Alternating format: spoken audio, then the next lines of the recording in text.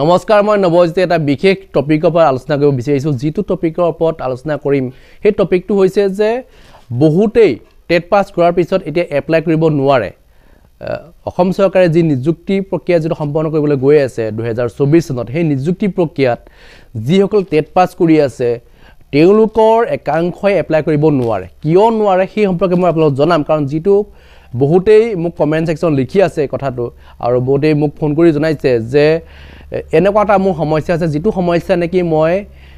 পূৰ্বতে জনা নাছিল যে এনেকুৱা এটা সমস্যা আহিব বুলি কিন্তু এতিয়া যেটো আহিছে গতিকে এই সমস্যাটোৰ পৰা কিবা উপায় আছে নেকি এই সম্পৰ্কটো মোক খুদিছে যিটো সমস্যা সম্পৰ্কে আপোনালোকে হয়তো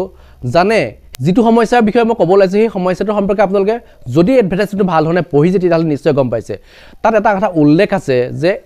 একাডেমিক যিটো কোৱালিফিকেশন সম্পৰ্কত যিটো কথা লিখা আছে যে যিসকলে এইচএস পাস কৰিছে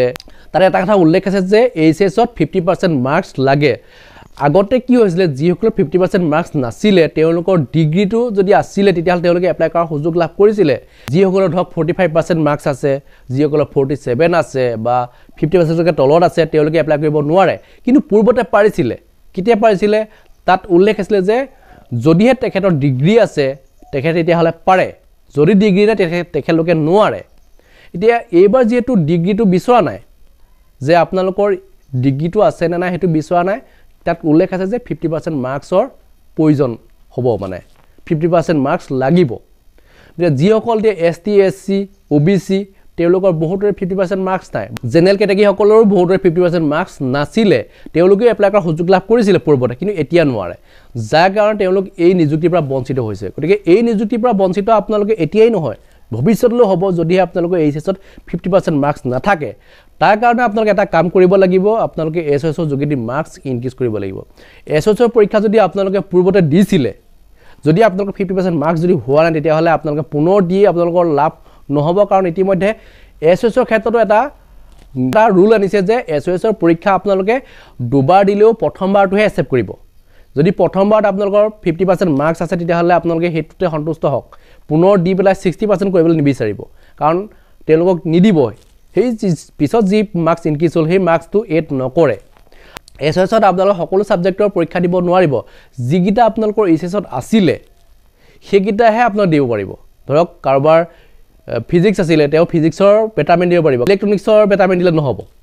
নিশ্চয় বুজি পাইছে কথাটো বলে কাৰোবাৰ কেমিষ্ট্ৰি আছে কেমিষ্ট্ৰি পৰীক্ষা দিব লাগিব তেখেতে বলে এডুকেশন লব নোৱাৰিব যিটো সাবজেক্টৰ বেটাৰমেন্ট দিব লাগে হেতুহে দিব পাৰিব আৰ্টছৰ ক্ষেত্ৰত তেখেতৰ যদি এডুকেশন আছে বা পল সায়েন্স আছে তাৰ হলন তেখেতলোকে যদি দি দিয়ে ডাটা এন্ট্ৰি হোম সায়েন্স বা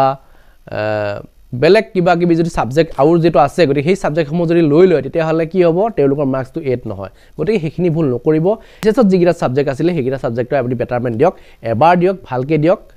আৰু তাৰ পৰা মাৰ্কসটো ইনক্ৰিজ কৰি আপোনালোকে এপ্লাই কৰাৰ সুযোগ লাভ কৰক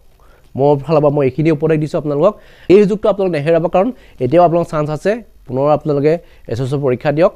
আৰু যদি কিবা অসুবিধা আছে মোক কমেন্ট সেকশন লিখিব মই সেই ক্ষেত্ৰত যদি পাৰো সহায় কৰিম এইখিনি মই জনাইছো নেক্সট যদি আপোনালোক কিবা ক'ব লগা আছে নিশ্চয় কমেন্ট সেকশন লিখিব ধন্যবাদ জয়